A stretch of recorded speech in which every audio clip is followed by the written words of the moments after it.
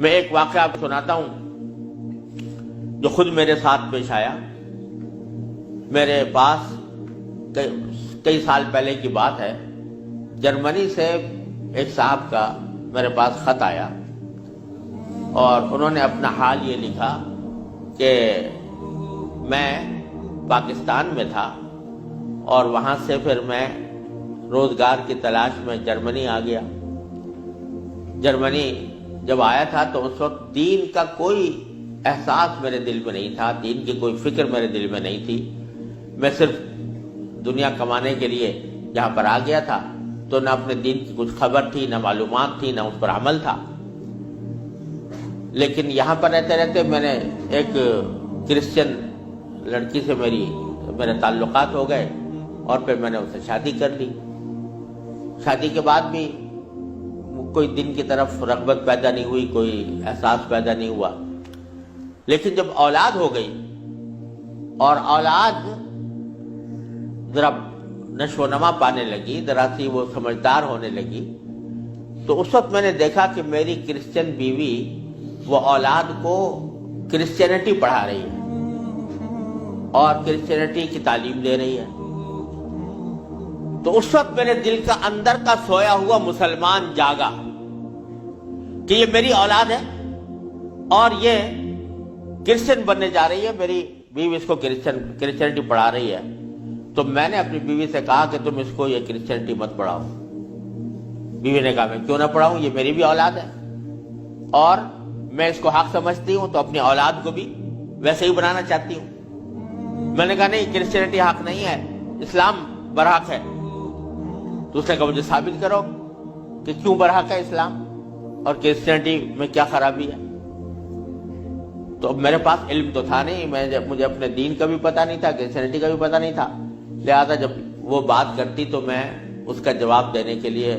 کی پوزیشن میں نہیں تھا، اس کے سوالات کا جواب نہیں دے سکتا تھا، اس کے اعتراضات کا جواب نہیں دے سکتا تھا. تو میں اس مشکل میں ہوں کہ میری اولاد وہ میری بیوی کی تعلیم و تربیت کے نتیجے میں کرسچن بننے جا رہی ہے اور میرے دل پر آرے چل رہے ہیں، میں کچھ کر نہیں سکتا. تو آپ مجھے کوئی طریقہ بتائیے. یہ خط میرے پاس آیا تو میں نے اللہ تبارک و تعالیٰ سے دعا کی کہ اللہ کوئی ایسی تدبیر دل میں ڈال دیجئے کہ جس سے اس بیچارے مسلمان کی مشکل حل ہو. تو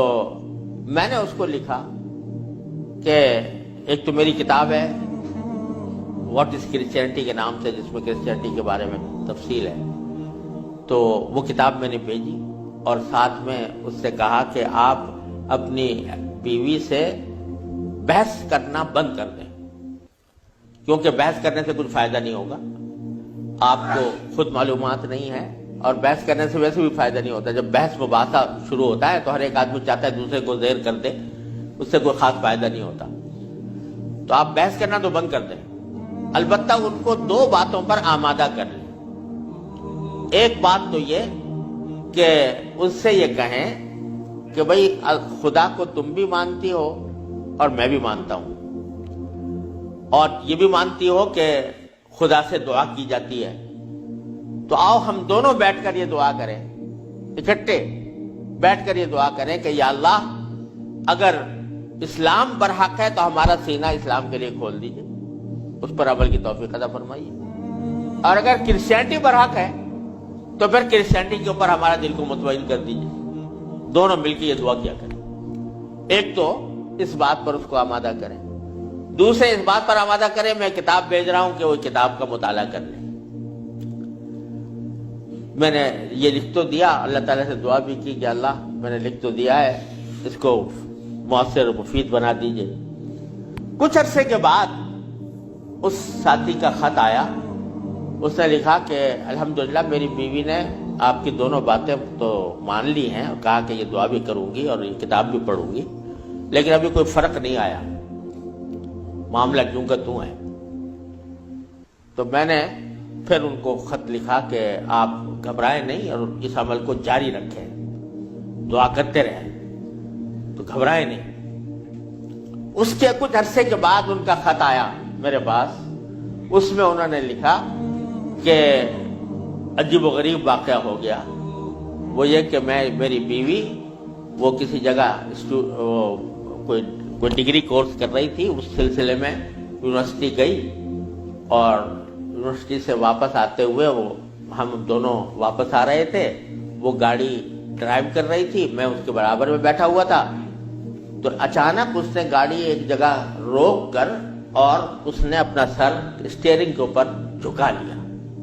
اور بے تحاشا رونے لگی۔ میں سمجھا کہ خدا نہ کرے اس کے اوپر کوئی دل کا دورہ پڑا ہے یا کوئی تکلیف ہوئی ہے، تو میں پریشان ہوا۔ میں نے پوچھا کیا بات ہے، تو روتے روتے اس سے بولا نہیں جا رہا تھا۔ بمشکل جب میں نے بار بار پوچھا تو اس نے ایک جملہ کہا کہ میں اور کوئی تکلیف نہیں ہے، بس مجھے تم مسلمان بنا دو، اسلام میں قبول کرنا چاہتی ہوں۔ کہتے مجھے اپنے کانوں پر اعتبار نہیں آیا کہ یہ وہی عورت ہے کہ جو اتنی شدت کے ساتھ مجھ سے بحث کیا کرتی تھی، اور اب یہ کری کہ میں نے کیا کہا، تو بار بار میں نے اس سے پوچھا تو اس نے کہا کہ نہیں، میں سچ کہہ رہی ہوں کہ مجھے مسلمان ہونا ہے، تو مجھے کہیں لے جا کر مجھے مسلمان بناؤ۔ میں پھر اس کو فوراً اسلامی سینٹر میں لے گیا، وہاں جا کے اس نے کلمہ شہادت پڑھا، مسلمان ہوئی، اور اس نے خط میں لکھا تھا کہ یہ اتفاق سے یہ دن رمضان کا تھا، اور آج پہلا موقع ہے کہ ہم دونوں نے سحری میں اٹھ کر ہم دونوں نے اکٹھا روزہ رکھا ہے، اور آپ کو خط لکھ رہے ہیں، اور دوسرا خط میری بیوی کی طرف سے ہے۔ تو دوسرا خط اس کے ساتھ تھا اس کی بیوی کی طرف سے، اور اس نے مجھے لکھا تھا کہ میں آپ کا شکریہ ادا کرتی ہوں کہ آپ نے مجھے ایک ایسا طریقہ بتایا جس کے ذریعے اللہ تبارک و تعالی نے مجھے ہدایت عطا فرمائی۔ تو یہ میرے خود اپنے ساتھ پیش آیا ہوا واقعہ ہے۔ اللہ تعالیٰ سے اگر ہدایت مانگی جاتی ہے وہ دعا رد نہیں ہوتی۔ یعنی بہت سی دعائیں جو ہم دنیا کے لیے مانگتے ہیں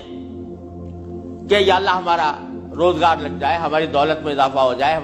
اس میں ضروری نہیں کہ اللہ تبارک و تعالیٰ وہی چیز دے دیں جو آپ نے مانگی ہے، اس لیے کہ بعض اوقات اللہ تعالیٰ کے علم میں ہوتا ہے کہ یہ چیز اس کو دیں گے تو اس کے لیے نقصان دہ ہوگی، کوئی اور چیز دے دیتے ہیں، اس سے اچھی چیز دے دیتے ہیں۔ بعض مرتبہ آدمی مانگتا ہے کہ مجھے میری دولت میں اضافہ ہو جائے، لیکن اللہ تعالیٰ جانتے ہیں کہ اس کی دولت میں اضافہ ہوگا تو پتہ نہیں یہ کس وادی میں جا کے گرے گا، لہذا وہ نہیں دیتے اس کو،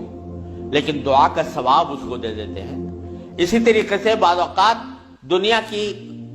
بارے میں اگر یہ ہو کہ بھئی اللہ میاں مجھے محسن فرض کرو کہ بیمار ہے تو شفا مل جائے، تو بیماری کے اندر بعض اوقات اللہ تعالیٰ جانتے ہیں کہ اس کا بیمار رہنا ہی اس کے حق میں زیادہ فائدہ مند ہے، تو وہ بعینی ہی وہ چیز نہیں دیتے، لیکن اس سے اچھی چیز عطا فرما دیتے ہیں۔ یہ اللہ تبارک و تعالیٰ کی سنت ہے دنیاوی چیزوں کے بارے میں۔ لیکن اگر کوئی ہدایت مانگے سچے دل سے، یا اللہ مجھے ہدایت دے دے، یا اللہ مجھے سیدھے راستے پر چلنے کی توفیق دے دے، یا اللہ میری اولاد کو سیدھے راستے پر چلنے کی توفیق دے دے، تو یہ دعا رد نہیں ہوتی، اور یہ دعا ضرور قبول ہوتی ہے بشرطے کہ مانگنے والا ہو، سچے دل سے مانگے، خشوع کے ساتھ مانگے، اللہ تعالیٰ سے مانگنے کے انداز میں مانگے، تو اللہ تبارک و تعالیٰ وہ دعا رد نہیں فرماتے۔ بلکہ میرے شیخ حضرت عارفی رحمۃ اللہ علیہ فرمایا کرتے تھے کہ اپنے اللہ میاں سے جب کوئی مانگو تو مچل کر مانگا کرو، یعنی اپنے اللہ میاں سے باتیں کیا کرو، کہہ دیا کرو یا اللہ یا تو مجھے ہدایت دے دیجئے ورنہ آخرت میں مجھ سے مواخذہ نہ فرمائیے گا، یا تو مجھے ہدایت دے دیجئے، گناہوں سے بچا لیجئے، اپنی نافرمانیوں سے بچا لیجئے، یا پھر آخرت میں میری گرفت نہ فرمائیے گا۔ تو بندہ جب اس طرح مانگتا ہے تو اللہ تبارک و تعالیٰ ضرور عطا فرماتا ہے، ہدایت ملتی ہے، اور ساتھ ساتھ یہ کہ وہاں پر آپ کے لیے ایک عذر ہو جاتا ہے کہ یا اللہ میں نے تو آپ سے مانگا تھا اور کہا تھا کہ مجھے ہدایت دے دیجئے، میرے گناہ چھڑوا دیجئے مثلا۔ تو آدمی اپنی سی کوشش کرے اور باقی کام کے لیے دعا کرے، صرف دعا بھی کافی نہیں ہوتی، اپنی سی کوشش بھی ضروری ہے۔ جیسے میں نے وہ یہ مثال دی تھی تو میں نے ساتھ میں اس کو کتاب بھی دی تھی، ایسا نہیں کہ صرف دعا ہی پر اکتفا کرے، بلکہ تھوڑا سا طلب اس کے اندر پیدا ہو، کہ طلب بھی ہو، طلب ہو اور اس طلب کے لیے کوئی عملی اقدام اپنا سا کرے، اس کے بعد اللہ تعالیٰ سے مانگے تو اللہ تعالیٰ رد نہیں فرماتے۔ حضرت مولانا رومی رحمۃ اللہ علیہ فرماتے ہیں، مثنوی والے مولانا رومی فرماتے ہیں کہ دیکھو حضرت یوسف علیہ السلام کا واقعہ دیکھو کہ ان کو جب زلیخا نے ورغلایا، گناہ کے اوپر آمادہ کرنے کی کوشش کی، تو قرآن کریم میں ہے کہ اس سے پہلے اس نے سارے دروازوں پر تالے ڈال دیے تھے، غلقت الابواب، سارے دروازوں پر تالے ڈال دیے تھے، اور پھر حضرت یوسف علیہ السلام کو بہکایا، ورغلایا۔ تو حضرت یوسف علیہ السلام آنکھوں سے دیکھ رہے تھے کہ سامنے دروازوں پر تالے پڑے ہوئے ہیں، نکلنے کا راستہ نہیں ہے، لیکن انہوں نے یہ سوچا کہ میرے بس میں اتنا ہے کہ دروازے تک چلا جاؤں، بھاگ گئے، تو بھاگ گئے، دروازے تک پہنچ گئے، اور وہاں جا کے مانگا اللہ تعالیٰ سے کہ یا اللہ یہاں تک پہنچنا تو میرا کام تھا، آگے دروازے سے باہر نکالنا اور اس گناہ سے مجھے بچانا آپ کا کام ہے۔ تو نتیجہ یہ ہوا کہ دروازے کے تالے ٹوٹ گئے اور داخل۔ تو مولانا رومی فرماتے ہیں کہ گرچہ رکھنا نیست عالم را پدید، خیرہ یوسف وار می باید دوید، اگرچہ تمہیں اس دنیا کے اندر تمہیں کوئی راستہ نظر نہیں آ رہا، گناہوں سے بچنے کا، اللہ تبارک و تعالیٰ کی نافرمانی سے بچنے کا ماحول ایسا ہے، اس سے نکلنے کا راستہ نظر نہیں آیا، لیکن خیرہ یوسف وار می باید دوید، جس طرح یوسف علیہ السلام دروازے اپنے حد تک جتنا کر سکتے تھے اس کے لیے دروازے تک دوڑ گئے، اس طرح تم بھی دوڑ جاؤ اور پھر اللہ تبارک و تعالیٰ سے مانگو، تو اللہ تبارک و تعالیٰ انشاءاللہ رد نہیں فرمائیں گے۔ اس لیے میں عرض کرتا ہوں کہ اپنے معمولات میں، روزمرہ کے معمولات میں یہ بات شامل کریں کہ رات کو سونے سے پہلے اللہ تبارک و تعالیٰ کی بارگاہ میں اپنی بھی اور اپنی اولاد کی بھی، اپنے گھر والوں کی بھی ہدایت کی دعا فرمائیں۔ اللہ یا اللہ اپنے رحمت سے ہم چاہتے ہیں کہ ایسا کریں، اپنی طرف سے کوشش بھی کر رہے ہیں، یا اللہ اپنے فضل و کرم سے اپنے رحمت سے اس کوشش کو کامیاب بنا دیجئے اور ہمارے دلوں کو پھیر دیجئے۔ قرآن کریم حضور اقدس صلی اللہ علیہ وسلم دعا تلقین فرمائی، یا مصرف القلوب صرف قلوبنا علی طاعتک، اے وہ ذات جو دلوں کو پھیرنے والی ہے، اے اللہ ہمارے دلوں کو اپنی طاعت کی طرف پھیر دیجئے، اپنی اطاعت کی طرف پھیر دیجئے۔ یہ دعا سرکار دو عالم صلی اللہ علیہ وسلم تلقین فرمائی۔ تو یہ دعا ہر روز بندہ مانگے اللہ تبارک و تعالیٰ سے، انشاءاللہ رد نہیں ہوگی، انشاءاللہ ضرور کامیابی ہوگی۔ اپنی طرف سے کوشش جاری رہے اور ساتھ ساتھ اللہ تعالیٰ سے مانگتے رہیں، انشاءاللہ یہ کوشش کبھی رائے گاہ نہیں جائے گی، اللہ تبارک و تعالیٰ اس کو ضرور قبول فرمائیں گے۔